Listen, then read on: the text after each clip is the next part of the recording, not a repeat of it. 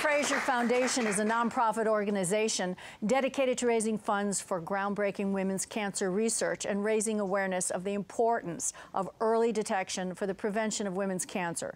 We are joined by cancer survivor Cathy Masamitsu. Welcome, Cathy. Thank you. And from the Noreen Fraser Foundation, she is from the Noreen Fraser Foundation, and cancer survivor Avia Rosen and her sister Orly Shani are with us today.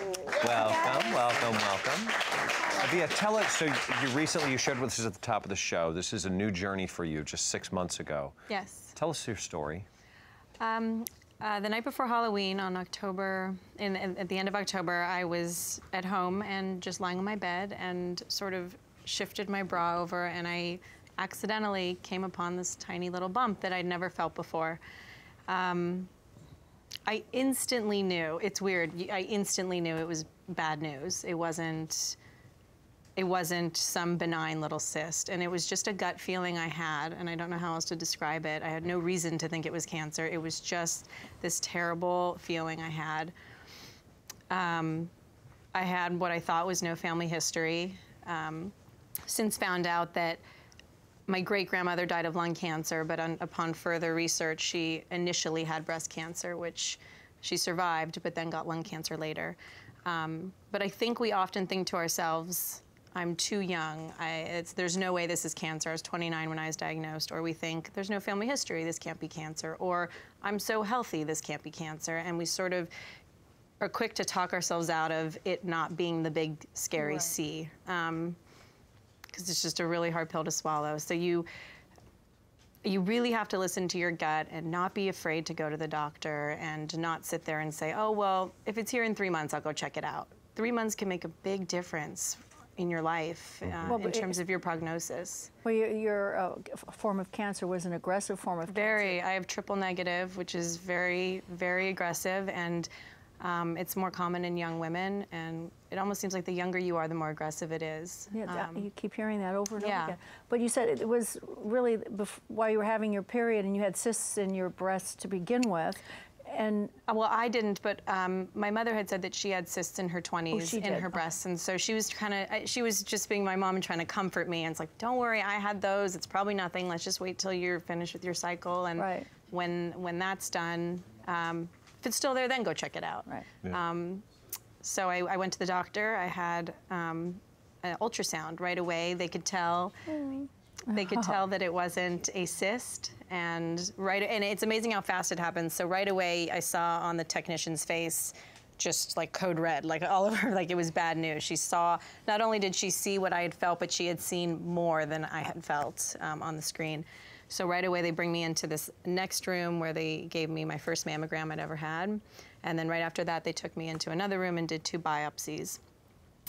And then 4 days later, I got the call that that both biopsies contained cancer, and from that day, it took 12 days later, I was in chemo. So, you know, having you come on and share your story is important, because I think it's all about connecting to one another and encouraging other women to go out and do this. So I have to turn to your sister now, who's been a dear family member here for a while. Has this lit a fire for you to say, listen, this is my family? Have you gone out and been checked? Will you? How's your perspective changed? Yeah, I mean, I think that when you see it happen to someone who, first of all, it's a matter of, I think, like relating. Like, I'm always like, oh, like, you know, women get breast cancer. Like, women get, you know, and it's like, I feel like, you know, we're sisters, we're like so young. Like, when it happened to her, all of a sudden I'm like, oh, like, we get breast cancer. Like, this is something that happens to us. Like, it completely changed the way that I viewed it. And so I think from even just my girlfriends, like me sharing it, feeling such a sort of responsibility to share, you know, to share that information. And the way that she's handled it has made it very, for lack of a better word, easy on us, because she's been so strong through the whole thing and has maintained such a sense of normalcy through all the ways that she's behaved, from continuing with her business, with her photography, and she did these cold caps that kept her hair, and so she looked very much like herself. What is that? Do you want to explain this? It's, yeah, it's called, I used a company called Penguin Cold Caps, and it is essentially an ice helmet that you wear. Intense. Through the whole time you're in chemo, which is 4 hours, and then 4 hours after chemo, and it's wrapped real tight around your head. It's negative 32 degrees. Is it uncomfortable? It's uncomfortable for the first I would say, hour or so, and then honestly you're numb and you don't feel it, and you just kind of keep thinking to yourself, okay, this is my hair, I can do this, you know. But it's cool. I kept all my hair. Yeah, I mean, I'm only 7 weeks out from my chemo, so I got a little bit of thinning, but I kept, I would say, 90% of my hair. Now, Orly, are you going to have yourself tested to see if you carry the gene for this type of thing? Oh. Yeah, I definitely am going to. Because she carries the gene, right? And so, you know, I'm gonna. That's the BRCA gene for for anyone listening. Because we're going to follow up. We're going to make sure. Yeah. I will. So let's turn our attention now to Cathy. So you've gone through this twice and represent here the Noreen Fraser Foundation, which is so important. How effective has that foundation been in raising money? Well, one of the best things that has happened in the 20 years since I had breast cancer is that people have come up with amazingly creative ways to raise money to fight this disease. And this is a perfect partnership that's happened between Noreen Fraser Foundation and Wet n Wild, because cosmetics actually plays a very important role in helping a cancer patient feel more normal, to just feel like I'm still me, I still am pretty, and all those things that just make you be able to live your daily life and get through it. So it's really a perfect partnership, and it's a wonderful promotion because it's a way to honor the greatest moms in America and to also do something for a great cause. So wait, Wet n Wild is? Wet n Wild is partnering with Noreen Fraser Foundation. Well, what is Wet n Wild? Oh, Wet n Wild Cosmetic Company. Okay. And the contest or promotion is called Extraordinary Moments, with the emphasis on M-O-M. Yeah. And it's really easy and free to enter, and it raises money at no cost to the person making the nomination. Ah, there you go. You just log in, and I'll take you through how you can nominate your mom as an extraordinary moment. All right. Now, all you have to do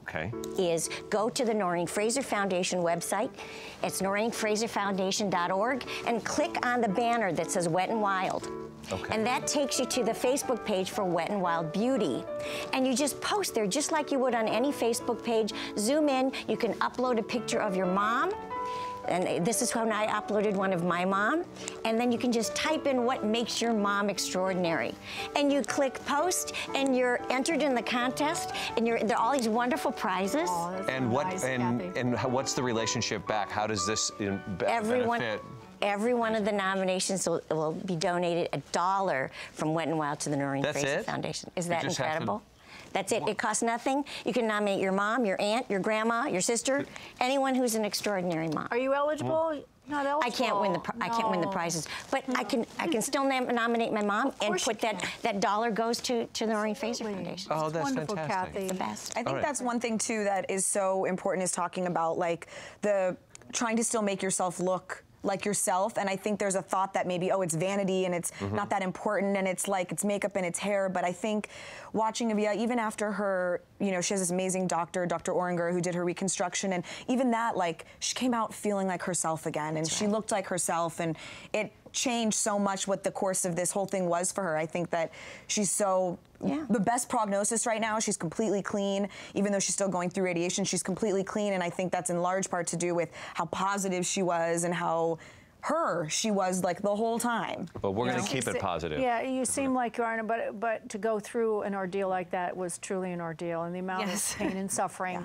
that you had gone through, not only physically, mentally, but also with your family. So we're just so happy everything turned out for you. Well, listen, your story is so inspirational. We want to be inspiring as well. And so what we want to do is offer you, and we're going to do this a little bit later on, we have a celebrity makeup artist here today. Her name is Amy Rittner. She's worked with some of the best people in the business, from Julia Roberts and Denise Richards and Molly Sims. She's going to be here using Wet n Wild cosmetics and take you through a spring sort of refresher for makeup, a little touch-up. So we're going to make you feel very pretty by the time you walk. Not that you're not. She's beautiful. But even more beautiful. Way we can get back. We thought it was a really neat idea. Can all use a refresher. Yeah, a little refresher. You are a true hero. Coming up next, Lisa Guerrero is here. She's going to show us how to make some of those beautiful mosaic votives that she has.